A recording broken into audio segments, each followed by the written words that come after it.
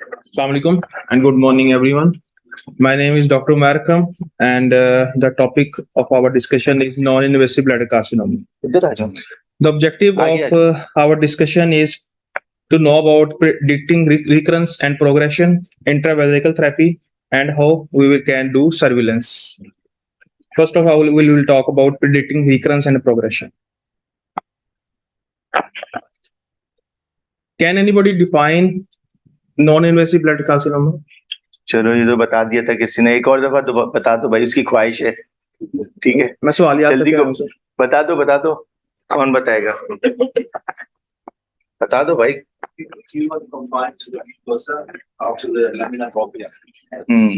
Okay. And what is its importance? Why we are so keen to know about the muscle involvement? Anybody else? Plan change completely. Treatment. Good. अच्छा कि वैसे जो लिखा हुआ है कि 70% जो है नॉन मसल इन्वेसिव ट्यूमर होते हैं और 30% मसल, लेकिन हमारे पास शायद क्योंकि हम टर्शियरी सेंटर हैं तो हमारे पास बहुत सारे मसल इन्वेसिव भी आते हैं, तो हमारे पास रेशियो ये नहीं है, लेकिन प्रेजेंटेशन का रेशियो जो है 70% नॉन मसल इन्वेसिव ट्यूमर के साथ आते हैं पेशेंट और 30% जो है मसल इन्वेसिव ब्लैडर कैंसर। सही है। कभी भी जो भी पेशेंट आते हैं यूनाइटेड स्टेट्स में और जो है यूके में इधर जहां भी, तो 70% नॉन मसल इन्वेसिव ट्यूमर्स होते हैं, इसलिए इस पे जो है बहुत ज्यादा इंपॉर्टेंस है इसकी। ठीक है, चलो।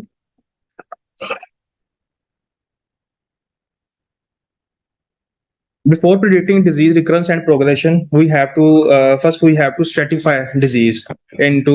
Usually, we stratify into low risk tumors, high risk tumors, and intermediate risk tumors. Those tumors who are primary, solitary, TA, and less than 3 centimeter are known as low risk tumors. And those tumors which are T1, G3. Can anybody tell me what is G3? What do you understand by G3?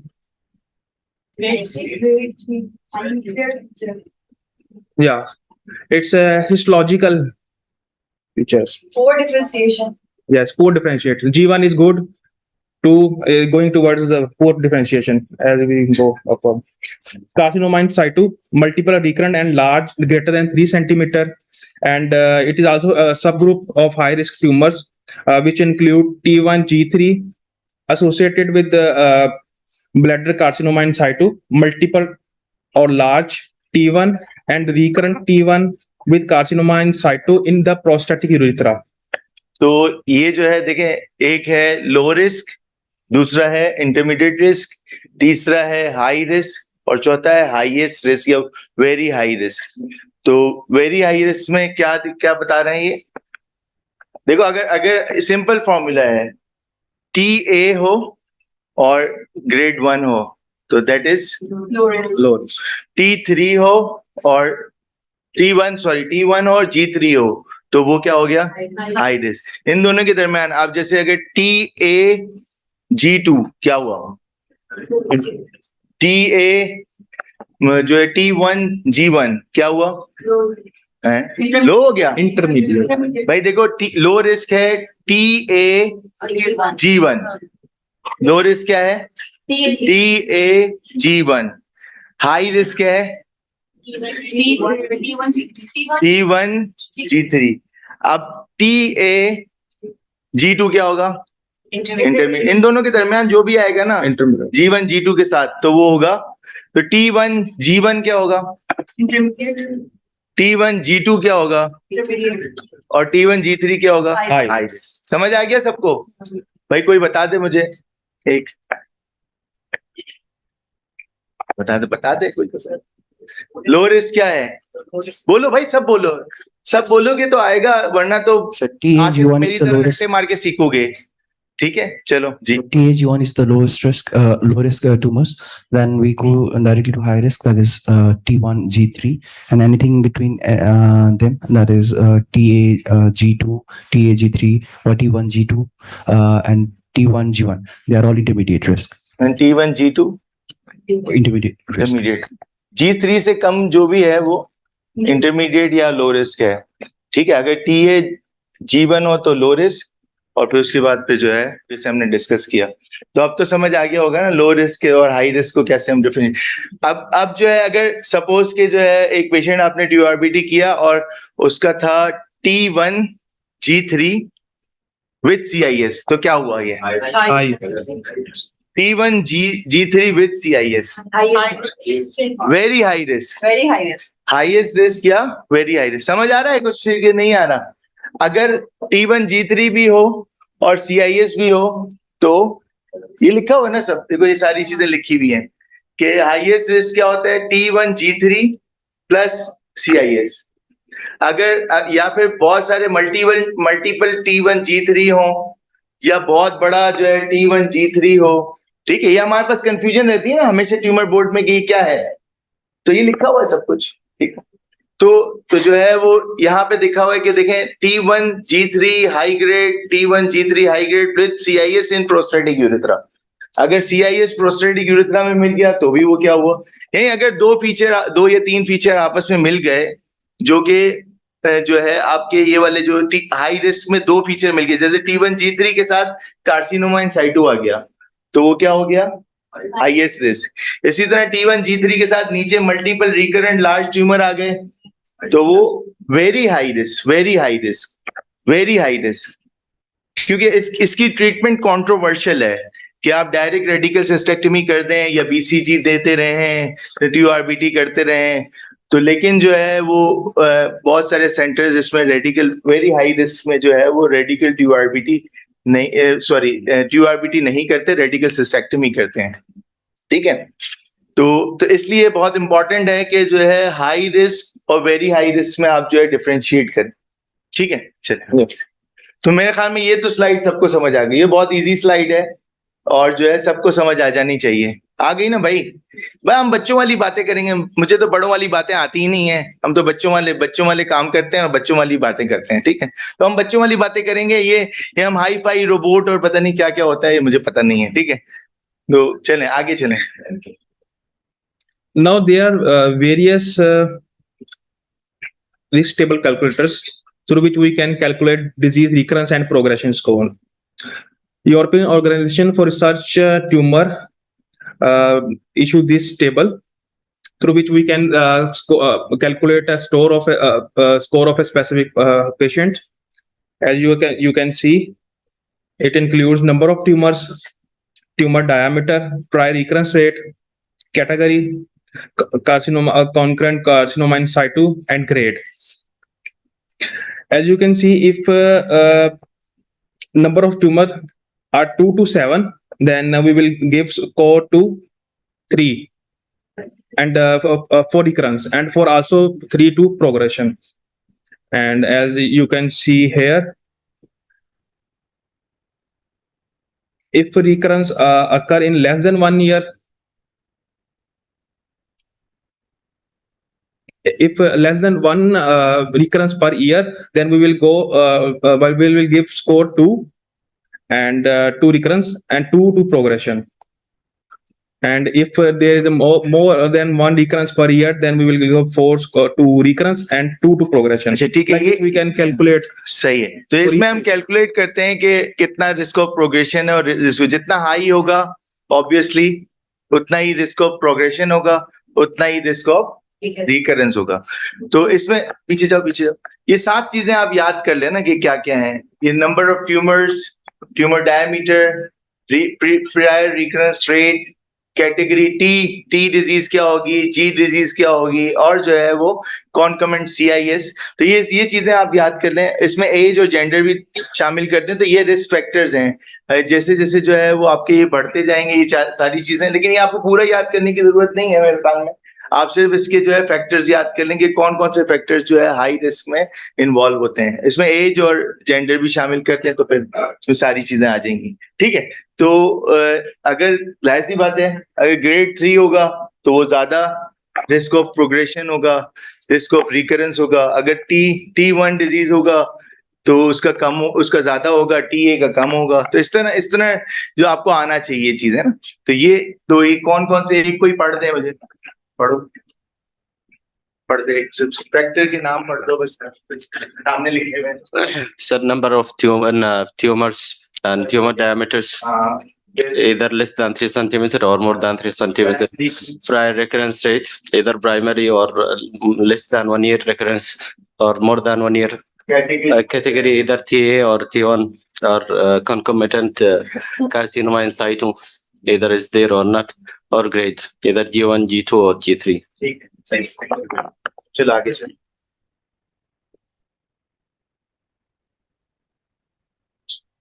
चलो इससे भी आगे चलो, ये तो सब देखेंगे, ये आप निकालेंगे स्कोर, और जो है आखिरी वाला बता दो बस, आखिरी वाली line. After calculating score, we can see here probability of progression at 1 year, like 17%. For those who have score 14 to 23, and the probability of progression at 5 years is 45%. For those who have scores between 14 to 23. ठीक है, तो ये score आप निकालेंगे और इससे जो है आप बता देंगे कि रिस्क ऑफ प्रोग्रेशन और प्रोबेबिलिटी ऑफ रिकरेंस और प्रोग्रेशन कितना है। आगे चलें। The Spanish Urological Club for Oncological Treatment developed a similar risk stratification tool for a patient who received BCG. This model predicts the risk of recurrence and progression based on 12 doses of intravesical BCG over 5 to 6 months following TURP. तो what is BCG? BCG क्या होता है? हाँ बताओ। अच्छा कुछ बोल रहे, सही बोल रहे हैं, बिल्कुल ठीक। Bacillus calmette Gorian life vaccine. सही है। बीसीजी क्या होती है? Live attenuated vaccine. Thank you. तो ये बता दो कि जो है माइटोमाइसिन और बीसीजी में एक फर्क होता है, रिस्क ऑफ प्रोग्रेशन और रिस्क ऑफ रिकरेंस के हवाले से। तो कोई बता सकता है? हाँ कुछ बता रहे हैं, गुड, बताओ बताओ मत। सर बीसीजी में रिकरेंस और प्रोग्रेशन दोनों पे इफेक्ट होता है, और माइटोमाइसिन में रिकरेंस पे होता है और प्रोग्रेशन पे नहीं होता। ठीक है, तो आपने ये बहुत इंपॉर्टेंट चीज है कि mitomycin prevents the recurrence only, ठीक है, and BCG prevents the recurrence and the progression. चलो भाई। In this scoring system is based on the evaluation of 7 prognostic factors, which include gender, age, prior recurrence status, number of tumors, T category, associated carcinoma in situ, and tumor grade. ये आगे ना सारी चीजें, ठीक है। Yes. We will calculate score of, like we did in previous. Further prognostic factors have been described in selected patient population. In T1 G3 tumor, important prognostic factors were female sex, carcinoma in situ in the prostatic urethra in men treated with an induction course of BCG, and age, tumor size, and concurrent carcinoma in situ in BCG treated patient. 62% with induction course only. Attention must be given to patients with T1 G3 tumor in bladder. Because diverticulum, because of the absence of muscle layer in diverticular wall. A patient with T1 tumor, the finding of residual T1 disease at second TURB is an unfavorable prognostic factor. And in patients with T1 G2 tumor treated with transurethral resection, recurrence at 3 months was the most important predictor of progression. Preoperative neutrophil to lymphocyte ratio may have prognostic value in non-muscle invasive bladder carcinoma. This data, however, needs further validation. अच्छा, ये बहुत important है कि अगर आप एक cystoscopy करते, when you are doing the cystoscopy and you found a tumour in a diverticulum, ठीक है, तो फिर वो क्या आप उसको रिसेक्ट कर देंगे, ठीक है, लेकिन उसको वो किस कैटेगरी में आएगा?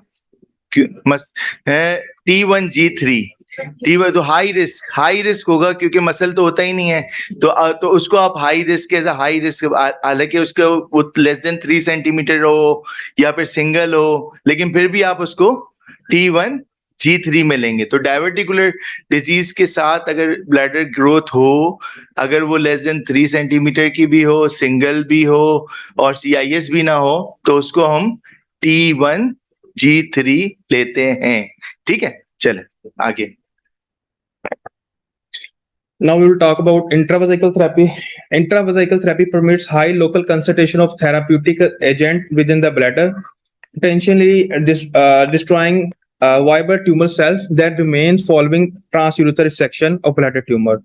The decision to proceed with intravesical therapy depends on risk of recurrence and progression. Here is a video in which we will show. अच्छा, what is the dose of mitomycin और जो है BCG, क्या होती है dose?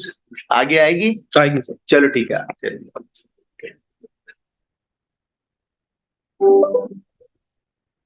ये क्या दे रहे हैं? सर ये If you're a patient with non-muscle invasive bladder cancer, it's important to know your choices for treatment. Based on your diagnosis, your urologist may suggest intravesical therapy. What is intravesical therapy? Intravesical therapy is a treatment where a liquid drug is administered into the bladder to help treat any leftover bladder cancer after a TURBT procedure. It also helps cut the risk of recurrence. The most common intravesical therapy is known as BCG. This therapy is one of the earliest forms of immunotherapy, as it uses your immune system to help get rid of any leftover bladder cancer cells. Intravesical therapy procedure. The treatment does not start until you are fully healed from TURBT surgery, most often 2 to 4 weeks after surgery, and it is done in the doctor's office. During the procedure, the drug is put into the bladder through a catheter. A catheter is a small tube that goes into your bladder through your urethra. You hold the drug in your bladder for 1 to 2 hours and then pass it out. You often can go home that same day. You can expect to receive 6 treatments during the first treatment phase, about once a week for 6 weeks. You may have side effects such as an increase in the need to urinate and the urge to urinate more often, pain, blood in the urine, tiredness, and muscle aches. These side effects mostly stop a few days after treatment. Sometimes intravesical immunotherapy may cause flu-like symptoms, such as fatigue and a low-grade fever. Very few people have severe symptoms from intravesical therapy. If you do have severe symptoms, you may require a dose reduction or a break from therapy. A rare complication is an infection, which could require IV antibiotics and hospital admission. Next steps. If BCG is not available, or if your urologist feels you may not benefit from this therapy, you may be offered intravesical chemotherapy. Some of the drugs that are used include gemcitabine, docetaxel, and mitomycin, and/or a combination of these drugs. Once you complete intravesical therapy, your urologist will schedule you for a restaging cystoscopy and possible bladder biopsy to see if the treatment was effective. If your bladder remains free of cancer, your doctor may suggest more treatment called maintenance therapy to keep the tumor from coming back. This means you may from time to time get treatments in your bladder. It is important you talk to your urologist about any questions or concerns you have about this treatment. For more information on intravesical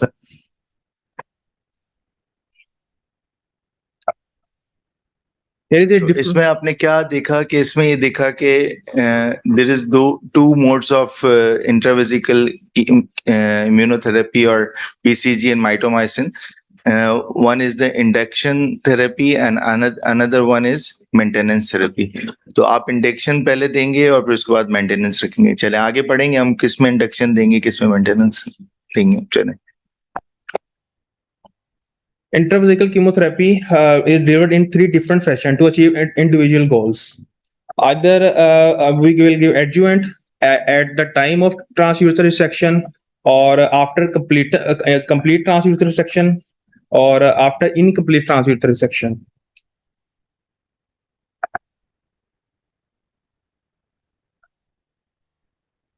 First of all, we will talk about BCG. BCG is a live attenuated form of Mycobacterium bovis. BCG is the most commonly used agent for intravesical therapy. A number of other intravesical agents have been compared with BCG, but most are inferior and none has consistently proven to be superior. Intravesical BCG is the most efficacious agent for non-muscle invasive bladder cancer. BCG therapy has been shown to delay tumor progression to a more advanced disease, decrease the need for subsequent cystectomy, and improve overall survival. So BCG is considered the treatment of choice for patients with carcinoma in situ. And और किन में papillary tumours में किन risk में group में आप लोग देंगे बीसीजी? किसमें देते हैं भाई? तो हमने 3 पढ़े थे ना, लो में देंगे नहीं देंगे, हाई में देंगे और इंटरमीडिएट में देंगे, सही है? तो बीसीजी हम हाई में देते हैं, इंटरमीडिएट में यूजुअली जो है 1 ईयर की होती है, सही है? और जो है वो हाई रिस्क में आप कितने अरसे के लिए दे सकते हैं? 3 साल के लिए, ठीक है? पहले इंडक्शन देते हैं, फिर मेंटेनेंस देते हैं। तो बीसीजी किस में देते हैं? ट्यूआरबीटी करने के बाद इंटरमीडिएट और हाई रिस्क में देते हैं, ठीक है? इसीलिए हम जो है वो इंटरमीडिएट हाई रिस्क बहुत ज्यादा कर रहे थे कि आपको समझ आए, जब आप हिस्टोपैथोलॉजी रिपोर्ट देखें तो आपको पता चले कि कौन सा इंटरमीडिएट रिस्क है, कौन सा हाई रिस्क है, ठीक है? चलें। Here are some data from publication. अच्छा, ये पहले तो यार ये कोई बता दे बीसीजी देते कैसे हैं? तो बहुत ही मुश्किल मरला है, नहीं? हाँ चलो।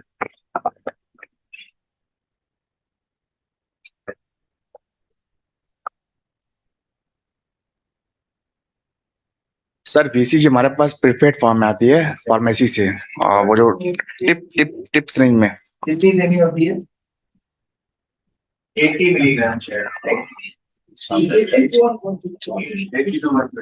और 80 मिलीग्राम आप कितने में डाइल्यूट करते हैं? सर ये तकरीबन 50 सीसी टू 50 सीसी के अराउंड सर वो, हाँ थॉमस ऐसे ही। ठीक है, फिर सर टिप, हाँ वो फॉर्मुलेटेड फॉर्म में आती है टिप्स रेंज के अंदर। आपको पेशेंट को जैसे हम पेथराइज करते हैं उसको लुटाते हैं, देखिए हमारा जो है उस कैटेगरी में आता है नहीं आता है, ठीक है? फिर पेशेंट के सिम्टम्स देखेंगे, पेशेंट का कंसल्ट करेंगे, और फिर तो यूजुअली पेशेंट हमारे पास ऑन्कोलॉजी क्लिनिक से follow up you have done the TURBT, okay, and the report shows that there is a T1 G3 tumor in the biopsy and no muscle present in the biopsy report. तब आप क्या करेंगे? इसके बाद आप patient सही है, मतलब आप क्या करेंगे? हाँ, रिविजन हो गई। T1 G3 जो है वो है हाई रिस्क। तो फिर हमारे पास एक और चीज होती है कि री-TURBT करना।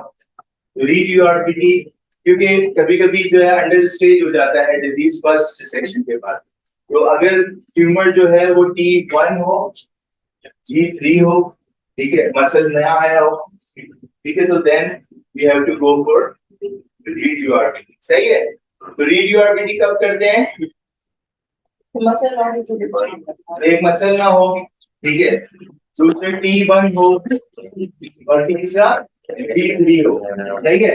तो जब भी आपने TURBT किया और उसमें ये फाइंडिंग आ गई कि T1 डिजीज हो या फिर T3 हो या फिर कुछ मसल ना हो, then you have to go for TURBT after 2 to 4 weeks. 2 से 4 हफ्ते का जो है हम वक्फा देंगे, फिर हम री-TURBT।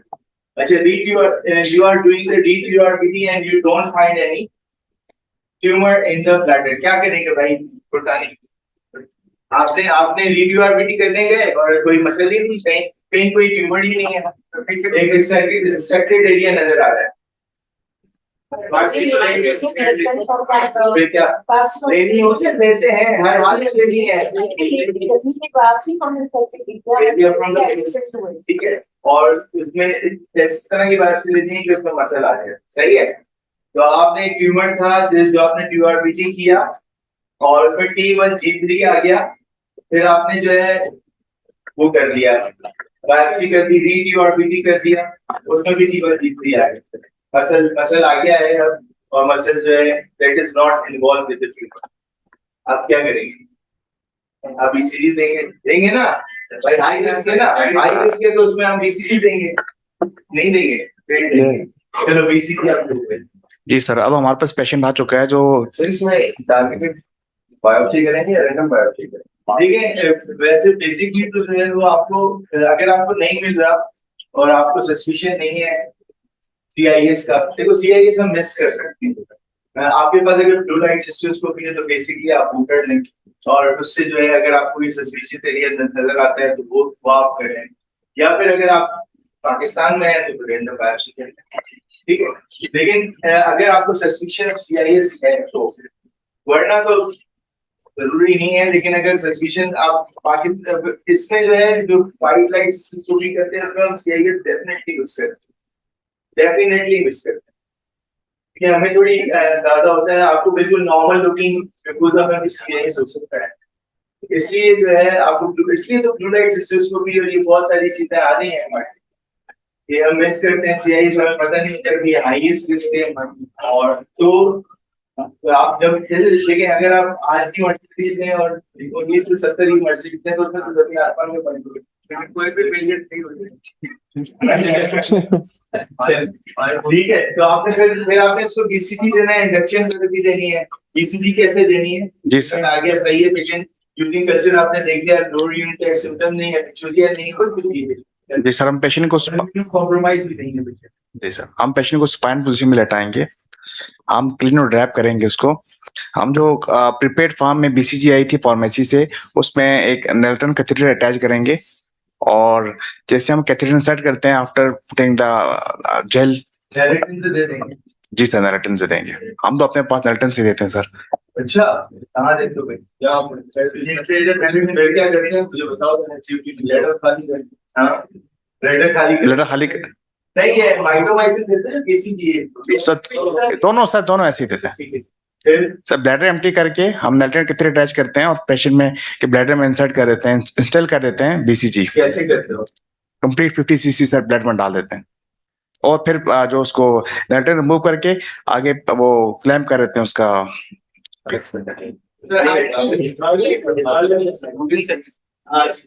कुछ आईडी जो बीसीजी है, इसकी बेसिकली न्यूट्रिएंट फॉर्म में इंट्रावेजाइनल आप देंगे। आपको अंडर ग्रेविटी देनी है, आपने पुश नहीं करना है, ठीक है।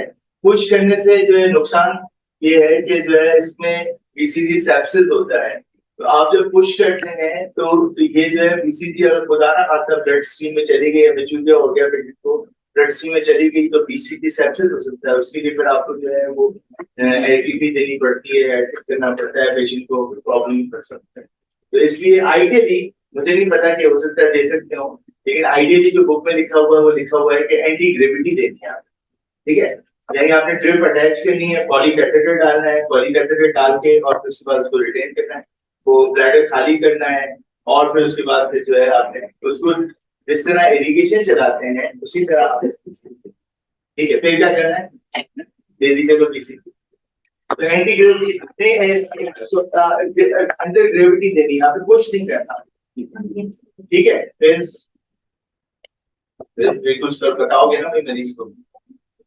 फिर पॉली निकालेंगे, ठीक है, उसको हैजर्ड बॉक्स में डालेंगे। आपने अपने जो ग्लव्स हैं वो भी हैजर्ड बॉक्स में डाल दिए। फिर क्या करेंगे? हाँ, 2 आवर्स के लिए पेशेंट पोजिशनिंग करेगा, राइट लेटरल, सुपाइन, प्रोन और लेफ्ट लेटरल। समझ आ रहा है सबको? ठीक है। तो चीजें जो है समझ आनी चाहिए, लिखी हुई तो हर जगह है ना, समझ आनी चाहिए ना। फिर क्या होगा? फिर क्या कहेंगे? पेशेंट को इंस्ट्रक्शन देंगे। हाँ, पेशेंट को इंस्ट्रक्शन देंगे। हाँ, क्या इंस्ट्रक्शन देंगे? जब फर्स्ट वॉइड करेगा उसके बाद वो फ्लश करेगा, तो देखो उसको हम कहेंगे कि स्टैंडिंग पोजीशन में वॉइड ना करें, ठीक है। स्प्लशिंग नहीं होनी चाहिए आपकी यूरिन की आउट ऑफ द कमोड, ठीक है। आप और बैठ के वॉइड करना है, आराम से वॉइड करना है। और दूसरा जो है, जब फ्लशिंग करनी है 6 से 8 घंटे तक उसको कहना है कि आप जब भी वॉइड करेंगे और पब्लिक टॉयलेट नहीं यूज करेंगे। तो पाकिस्तान में सब कुछ हो सकता है, लेकिन बाहर मुल्कों में नहीं होता है, ठीक है। तो आप पब्लिक टॉयलेट नहीं यूज करेंगे, अपने घर के टॉयलेट यूज करें और फिर उसमें खड़े होकर पेशाब नहीं करेंगे, बैठ के पेशाब करेंगे। और जो है उसमें क्या डालेंगे? ब्लीच भी डालेंगे, ठीक है। सही है। तो ये सारी चीजें प्रिकॉशन करनी होती है, ठीक है। आपने पोजीशनिंग बताई वो आगे का क्या है? Supine, right lateral, left lateral और prone. Each position in 2 hours. Half hours. 2 hours total. सही है। फिर क्या कहेंगे? The patient looking tired of firefighter. फिर क्या करेंगे? इसको साइड इफेक्ट्स के बारे में मैं बता दिया। अच्छा, चलो साइड इफेक्ट बता दिए कि आपको जो है फीवर हो सकता है, लोरी इन्फेक्ट सिम्टम्स सकते हैं, ये इन्फेक्शन हो सकता है और जो है बीसीजी सेप्सिस हो सकता है। अगर कोई प्रॉब्लम हो तो हमारे पास आएगा, हम देखेंगे। फिर उसके बाद कुछ करना होगा, हो गया ना। अब आगे क्या करेंगे, उसको क्या समझाएंगे, कब आएगा भाई? नेक्स्ट वीक पे आएगा। तो इंडक्शन थेरेपी कंप्लीट करेंगे, ठीक है। इंडक्शन थेरेपी कितने अरसे के लिए होती है? 6 वीक और 6 वीक, ठीक है। सही हो गई इंडक्शन थेरेपी, सही हो गया पेशेंट। फिर कुछ करेंगे। हाँ, बीच में आपने जो सिस्टोस्कोपी को नहीं भूलना है, ठीक है। हम जो है बीसीजी को अलग ले जाते हैं, सिस्टोस्कोपियों को बाद में। तो हाई रिस्क में कैसे फॉलो करते हैं मरीज को? After 6 weeks of completion of chemotherapy with cystoscopy, if the region is still there, we again do chemotherapy for 6 फिर अगर नहीं आया ट्यूमर, फिर कब करेंगे दोबारा? 3 months। तो फिर कब करेंगे? 6 months। 6 to 9 months। फिर उसके बाद फिर 12 month पे फिर ईयरली करेंगे। सही, इस तरह आपने ये भी करते रहना है।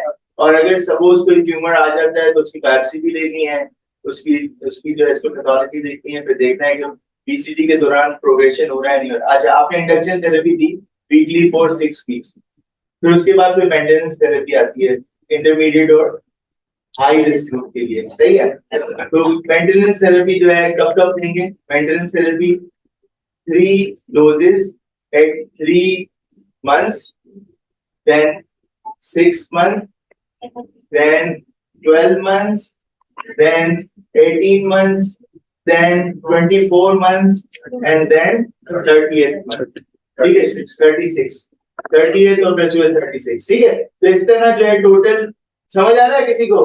मेंटेनेंस जो है 3 देते हैं, 3 वीकली, एक वीक, दूसरा वीक, तीसरा वीक, 3 महीने पे, सही है। 3 to 5 years लिखा होता है।